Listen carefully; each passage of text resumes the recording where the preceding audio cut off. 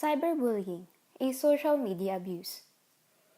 Bullying in the Philippines is widespread in schools and over the internet, with a study that states that about 50% of Filipino students are bullied in school.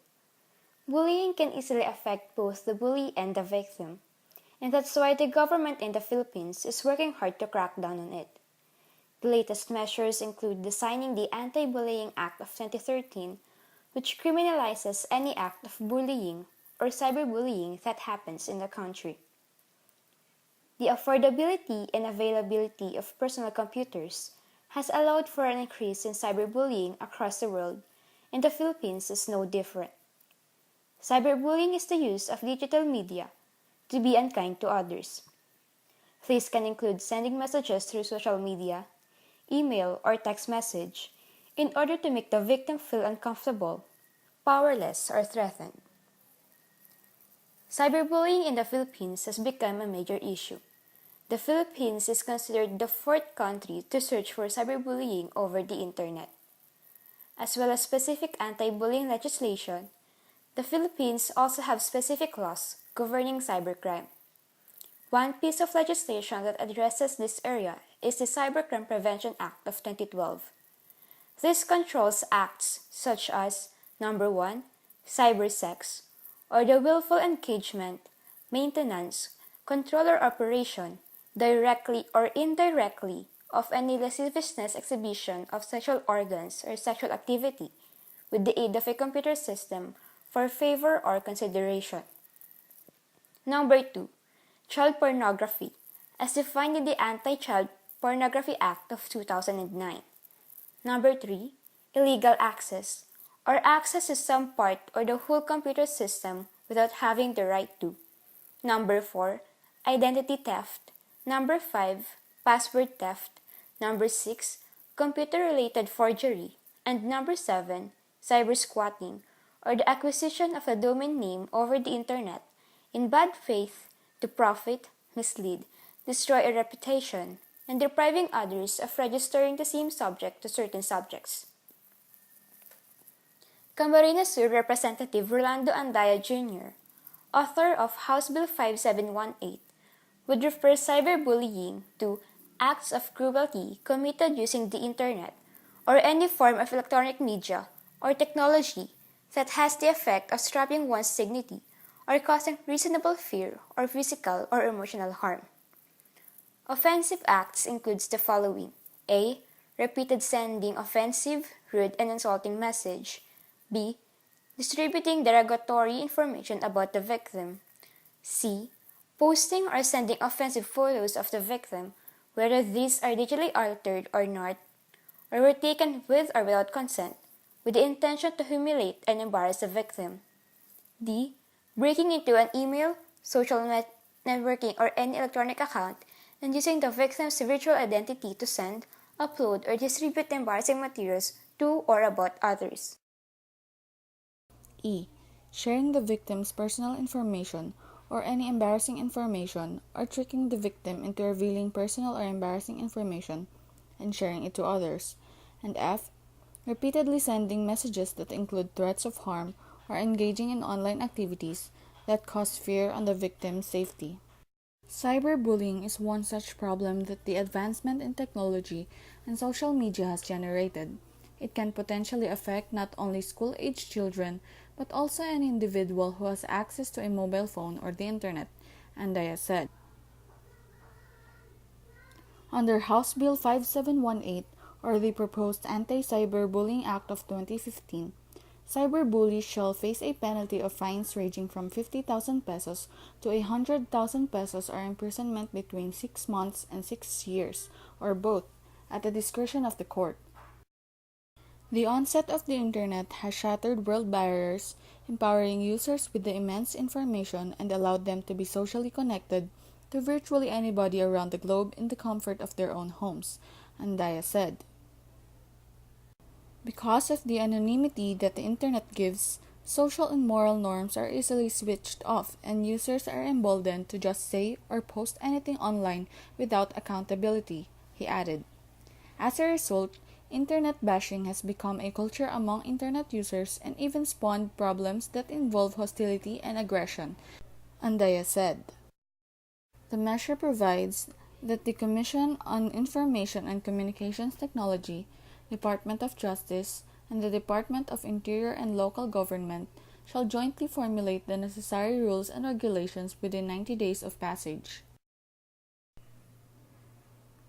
According to Organization of Researchers regarding cyberbullying, they define cyberbullying as willful and repeated harm inflicted through the use of computers, cell phones, and other electronic devices. This definition, according to them, is simple, concise, and reasonably comprehensive, and as it captures the most important elements. These elements include the following: willful. The behavior has to be deliberate, not accidental. Repeated.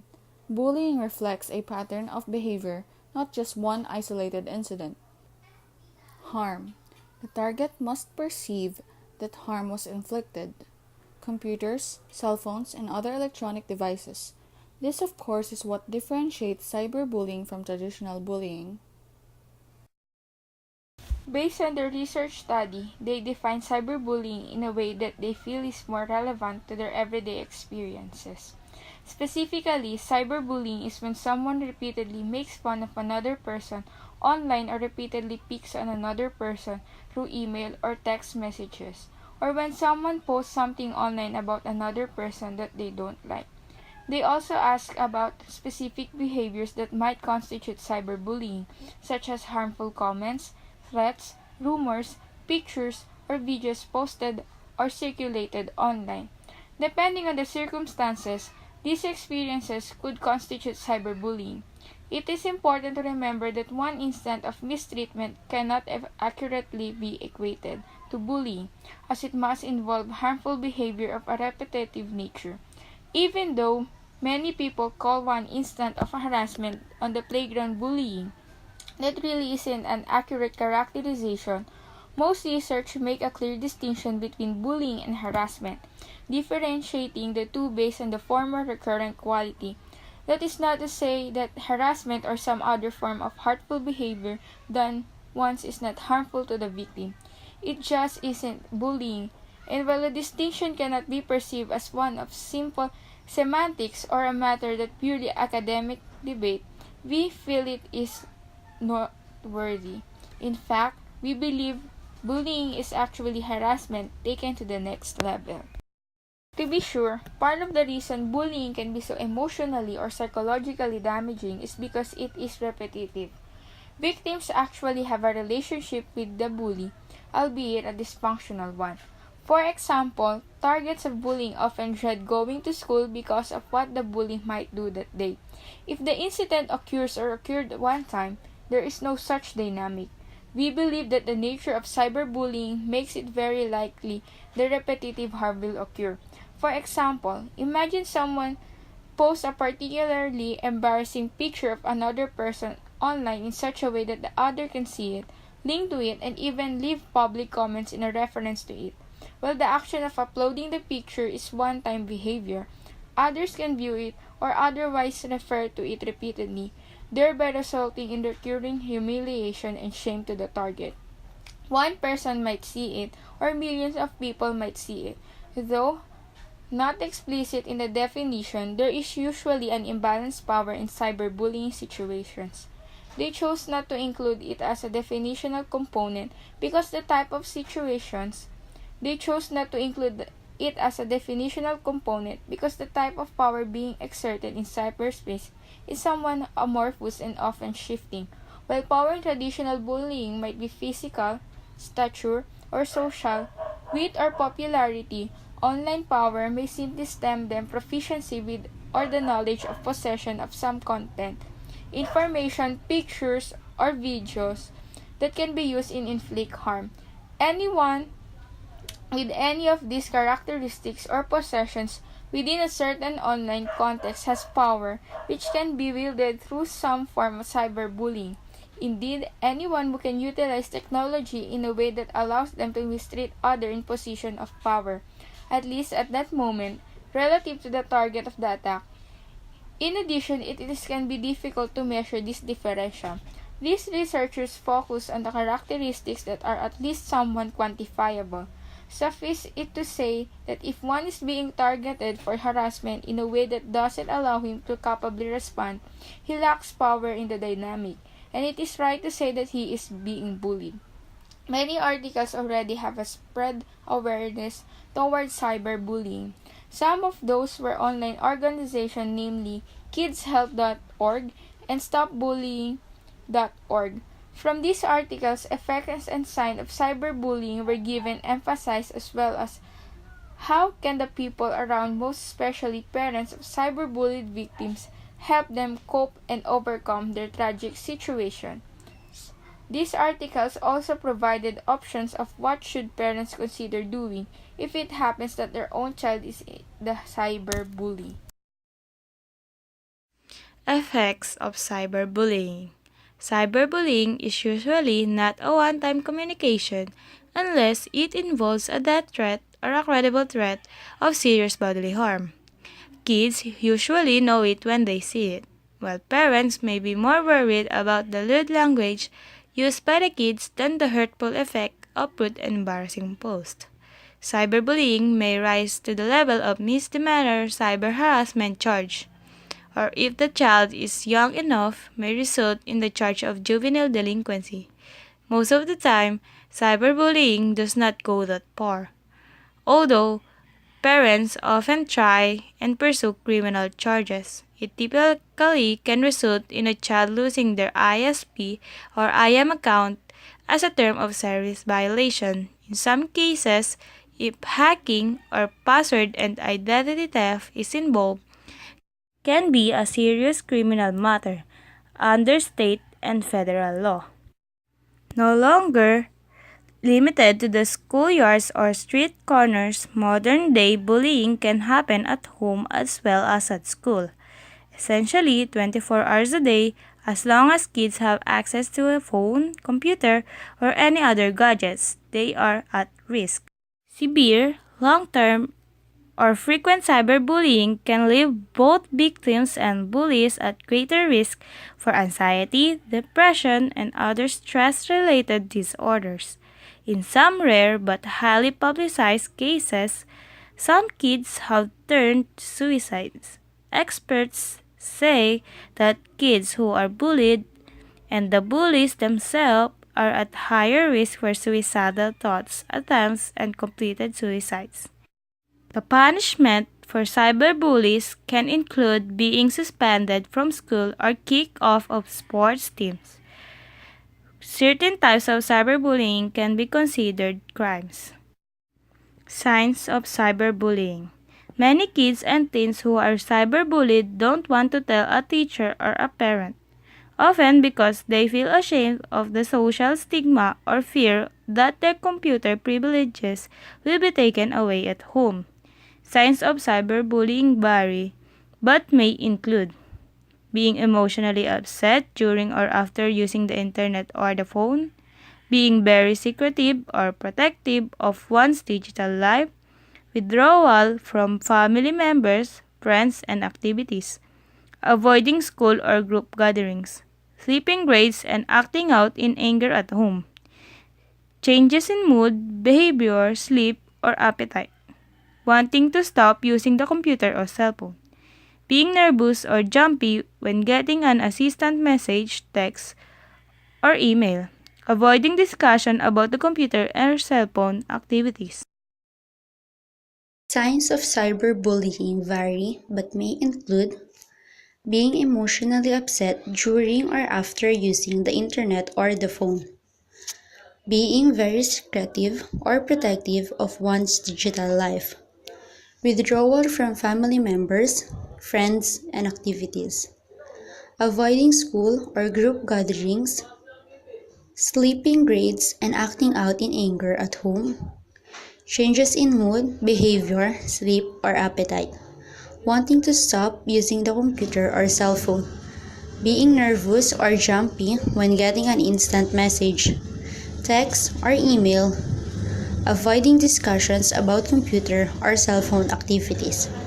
How parents can help. If you discover that your child is being cyberbullied offer comfort and support. Talking about any bullying experiences you had in your childhood might help your child feel less alone. Let your child know that it's not her fault, that bullying says more about the bully than the victim. Praise your child for doing the right thing by talking to you about it. Remind your child that he or she is not alone. A lot of people get bullied at some point. Reassure your child that you will figure out what to do about it together. Let someone at school, the principal, school nurse, or a counselor or teacher know about the situation. Many schools, school districts, and after-school clubs have protocols for responding to cyberbullying. These vary by district and state, but before reporting the problem, let your child know that you plan to do so that you can work out a plan that makes you both feel comfortable. Encourage your child not to respond to cyberbullying, because doing so just fuels the fire and makes the situation worse. But do keep threatening messages, pictures, and texts, as this can be used as evidence with the bully's parents, school, employer, or even the police. You may want to take, save, and print screenshots of these to have for the future. Other measures to try. Block the bully. Most devices have settings that allow you to electronically block emails, IMS, or text from specific people. Limit access to technology. Although it's cheerful, many kids who are bullied can resist the temptation to check websites or phones to see if there are new messages. Keep the computer in a public place in the house, no laptops in children's bedrooms, for example. And put limits on the use of cell phones and games. Some companies allow you to turn off text messaging services during certain hours. And most websites and smartphones include parental control options that give parents access to their kids' messages and online life. Talk to your child firmly about his or her actions and explain the negative impact it has on others. Joking and teasing might seem harmless to one person, but it can be hurtful to another. Bullying in any form is unacceptable. There can be serious and sometimes permanent consequences at home, school, and in the community. Remind your child that the use of cell phones and computers is a privilege. Sometimes it helps to restrict the use of these devices until behavior improves. If you feel your child should have a cell phone for safety reasons, make sure it is a phone that can be used only for emergencies. Set strict parental controls on all devices. To get to the heart of the matter, talking to teachers, guidance counselors, and other school officials can help identify situations that lead a kid to bully others. If your child has trouble in managing anger, talk to a therapist about helping your son or daughter learn to cope up with anger, frustration, and other strong emotions in a healthy way. Professional counseling can also help improve kids' confidence and social skills, which in turn can reduce the risk of bullying. And don't forget to set a good example yourself. Model good online habits to help your kids understand the benefits and dangers of life in the digital world. Sydney P. Del Cruz wrote an article entitled Bullying on Social Media, the Philippines' Current Legal Platform. The pen is mightier than the sword, or so the adage goes. When this was once said, it was to highlight the power of thought and idea over brute force and violence as a way to effect change. Today, the pen can very well be a tap of a button, as social media has reinvented our way of life anew. For good or bad, regardless of political affliction or social philosophy, it is undeniable how the power of social media has shaped recent events. By listening to this podcast, we hope that we clearly spread awareness regarding cyberbullying. We are optimistic that after this podcast, the people who listen to this will become a more considerate and thoughtful person to others. We must always remember that bullying is a crime and that bullying leads to nothing but permissive and negativity. We must always keep in mind that our words and actions have power. Therefore, we must use it wisely. And just like the famous campaign of GMA Network, you should always think before you click. Thank you very much for listening.